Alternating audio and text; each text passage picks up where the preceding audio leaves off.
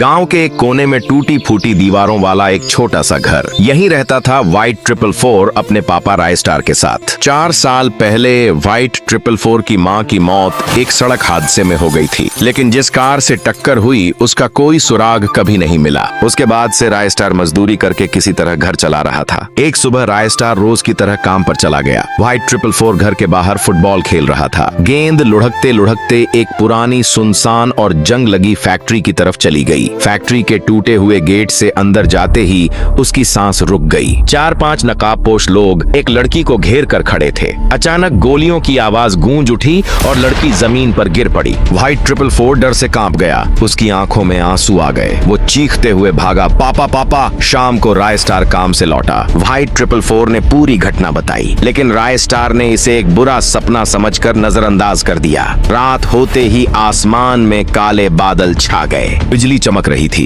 हवा तेज हो गई थी। व्हाइट 444 चुपके से उठा और फैक्ट्री की ओर निकल पड़ा। उसके पीछे रायस्टार चुपचाप उसका पीछा कर रहा था। पीछा करते करते रायस्टार उसी पुरानी फैक्ट्री में पहुंचा। वहां जो उसने देखा उससे उसके पैरों तले जमीन खिसक गई। उसकी पत्नी जो 4 साल पहले मर चुकी थी, वह फैक्ट्री में उल्टी लटकी हुई थी। उसके शरीर से खून बह रहा था, लेकिन उसके होंठ हिल रहे थे, जैसे वह कुछ कहना चाहती हो। तभी पीछे से रायस्टार के सिर पर किसी ने लोहे की रॉड से वार किया। उसकी आंखें धुंधली होने लगीं, लेकिन धुंधलेपन के बीच उसने देखा कि कुछ लोग उसके बेटे व्हाइट 444 को उठाकर ले जा रहे थे। आखिर ये सब कौन कर रहा है? कौन है जो रायस्टार के पूरे परिवार को खत्म करना चाहता है? और उसकी पत्नी जो 4 साल पहले मर चुकी थी, आज जिंदा कैसे थी? इन सभी सवालों के जवाब मिलेंगे पार्ट 2 में, लेकिन उसके लिए आपको अभी चैनल को सब्सक्राइब करना होगा और कमेंट में लिखना होगा पार्ट 2 चाहिए, क्योंकि अब उस खौफनाक फैक्ट्री का राज खुलने वाला है।